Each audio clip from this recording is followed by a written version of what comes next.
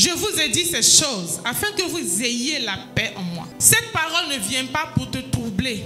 Elle ne vient pas pour retirer le peu d'espoir qui était en toi. Amen. La Bible dit, vous aurez des tribulations. Mais prenez courage parce que j'ai vaincu le monde. Tribulation, c'est affliction. Tribulation, c'est tourment. C'est le genre de parole, de prophétie qu'on n'aime pas. Il dit, vous aurez des tourments. Mais ne désespérez pas. Mais ne baissez pas les bras. Ne vous endormez pas. Vous allez être soumis à des difficultés. Ce ne sera pas facile. Ça va être compliqué. Mais il dit, prenez courage. Il arrive ce moment où tu n'arrives même pas à venir à l'église. Parce que la douleur est forte. Il dit, le malheur atteint souvent le juste. Mais l'Éternel en délivre toujours. Ce sont nos souffrances qu'il a portées. C'est de nos douleurs qu'il s'est chargé. La mort de Jésus, ta souffrance qu'il a portée là, c'est pour que lorsque tu souffriras, tu aies la puissance, la force, la capacité de sortir de là. Si la mort de Jésus n'avait pas eu lieu, tu n'aurais pas eu de possibilité. Nous n'aurions pas eu de possibilité, de facilité pour sortir de tous ces jours. Parce que l'ennemi allait nous maltraiter d'une manière. La mort de la croix n'empêche pas la douleur, mais la mort de la croix nous délivre d'elle sans grands efforts. En elle, nous avons la possibilité de vivre heureux. En elle, nous avons une nouvelle identité. Et cette mort nous donne la victoire, nous donne la capacité d'affronter Satan. Si Jésus n'était pas mort, de quel côté tu allais te placer pour dire Satan, libère ma vie? Tu n'allais pas pouvoir le faire. Donc ça ne vient pas annuler les problèmes, non. Mais il veut te donner la grâce, ou bien la force, l'opportunité. Et c'est pourquoi justement il faut l'utiliser. Parce qu'elle s'applique à ceux qui connaissent leur identité en Christ et qui décident de l'utiliser. Il faut vivre la mort de Jésus afin de participer à la gloire de Jésus. Il ne faut pas être observateur de la mort de Jésus ou bien spectateur de la mort de Jésus et espérer vivre après la gloire de Jésus. La douleur que tu ressens ne suffit pas pour te faire participer à la gloire. Mais ce qui va te faire participer à la gloire, c'est ton implication dans la douleur. C'est que tu souffres, mais tu fais aussi que tu participes. Toi seul, ta douleur là, c'est pour toi, tu dois être à la maison. Mais en tant qu'enfant de Dieu, ce qu'on doit faire, ce qu'il faut que Dieu nous demande de faire, quand tout le monde fait, toi aussi tu es dedans. En ce moment, quand Dieu manifeste sa gloire, tout le monde est servi. La douleur te conduit à la mort. Et la mort te conduit à trois différents points que nous allons voir maintenant. David va affronter Goliath. Alléluia. Et David explique au roi qu'il peut affronter Goliath. Mais le roi lui dit, mais attends, toi tu es un enfant, tu ne peux pas affronter un homme qui est aussi immense et fort. Visiblement, il est trop fort par rapport à toi. Et puis David le rassure. Il dit, hey, tu ne me connais pas, je n'ai pas commencé aujourd'hui. Moi David, il y a longtemps que je suis dans ça. Là tout de suite, David était en train de dire et d'expliquer au roi Saül que, en fait, je suis un blessé de guerre. J'ai eu des difficultés, tu ne peux pas comprendre. Moi, un petit comme ça, on m'a jeté dans la brousse. Tu dis, je suis jeune, non? Mais je suis jeune, pourtant dans cette jeunesse, j'ai déjà affronté de lourds problèmes. David était en train de dire que je suis déjà passé par des situations que tu n'imagines pas. David était en train de dire que j'ai souffert parce que j'étais livré à moi-même derrière la bourse. Il n'y avait personne pour m'aider. J'étais face aux lions, j'étais face aux ours. Mais si tu me vois là, c'est parce que l'Éternel était en train de me préparer. Mes parents m'ont livré à la douleur. Mes parents m'ont livré au manque. Mes parents m'ont livré à la solitude. Imagine David en train de souffrir seul, en train de se lamenter, en train de se dire, mais j'ai fait quoi ici? Est-ce que je n'ai pas de situation, que je n'ai pas de parents pour m'aider? Est-ce que c'est ma place? Est-ce que je suis là, c'est normal? Pourquoi il n'y a pas quelqu'un qui va venir me soutenir? Pourquoi est-ce que c'est moi qui suis là? David est en train de dire que tu as vu tout ça là, j'ai vécu ça, puis tu me vois s'arrêter ici. En fait, Saül, le roi, il faut savoir que Dieu a déjà fini le bara. Dieu a déjà fini le bara. Il a travaillé en moi. Et parce que j'ai déjà vaincu le monde, parce que j'ai déjà affronté pire que Goliath, parce que j'ai déjà affronté plus dangereux que Goliath, Goliath n'est pas un problème pour moi. Yeah. Je suis en train de te dire que Dieu est en train de te préparer. Amen. La douleur, les souffrances que tu vis sont plus élevées que ce que tu vas avoir à affronter après. Yes. Parce que l'Éternel est en train de te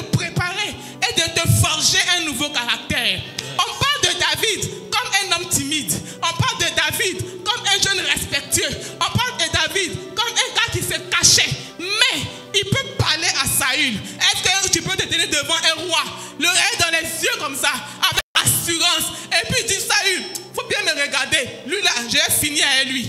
La timidité que tu as, tout ce que tu as comme blessure, qui t'empêche de te donner, de développer des talents, toutes ces choses vont sortir à travers la douleur que tu es en train de vivre. David le timide, David qui n'avait pas un mot à dire à son père, qui ne pouvait pas parler devant son papa, David peut parler devant le roi Saül. La douleur est en train de te préparer. Ne la refoule pas. Ne la refoule pas ou ne la fuis pas. Ou ne la supporte pas en dormant. Parce que lorsqu'il a été envoyé, il n'est pas allé dormir. Il n'était pas derrière les ours en train de dormir. Hein. Quand on l'a mis là-bas, David a travaillé. David s'est levé. David s'est rendu compte que si je n'agis pas maintenant, c'est moi-même qui vais rester. Si je passe mon temps à me demander pourquoi est-ce qu'on m'a abandonné, je vais rester dedans. Je refuse ça sur ta vie au nom de Jésus. Yes. Le temps des questions, tout ça s'est passé. Il faut te lever et puis il faut travailler, on va avancer.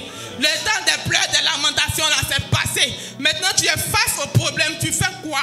Il dit, l'Éternel qui m'a délivré de l'ours et du lion me délivrera encore. Yes. Cette douleur a fait voir à David une dimension extraordinaire de la puissance de Dieu. Il t'a mis dans les difficultés. Et puis il va te montrer comment il va te sortir de là. Et puis tu vas comprendre comment Dieu est fort. Tu sais, quand tu as déjà vu Dieu à l'œuvre, ta manière de dire Dieu est fort, c'est pas la même chose. Avec celui qui n'a jamais vu Dieu en direct. Vous vous rappelez de l'histoire de Samuel qui est allé oindre David. Samuel est allé oindre David quand il était derrière le mouton. Ils sont allés le chercher, on l'a envoyé, on l'a oint, puis il est reparti. Quand on l'a oint, le lendemain, il n'est pas allé au palais. On l'a oint, et puis il est reparti. Il est parti surveiller les moutons. C'est dans cette douleur que Dieu te oint. C'est dans les pleurs que Dieu te oint. C'est dans la souffrance que Dieu te oint. C'est dans la difficulté que Dieu te oint. Que Dieu vient te préparer à la royauté. Il n'a pas oint David et le lendemain ils sont partis. Non, il était en train de pleurer et puis il dit tiens, reçois l'onction. Je fais de toi un roi.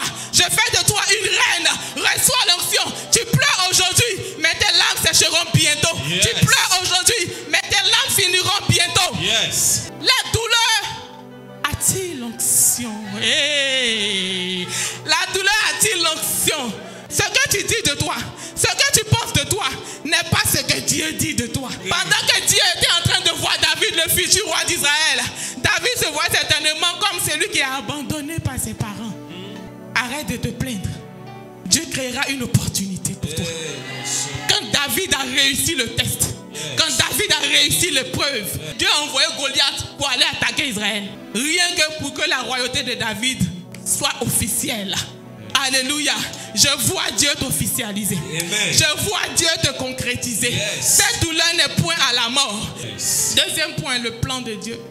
La mort nous arrive juste simplement parce que nous faisons partie d'un plan. Il dit notre Dieu est au ciel et puis il fait tout ce qu'il veut. Un bon enfant de Dieu, il doit avoir cette vérité-là en tête.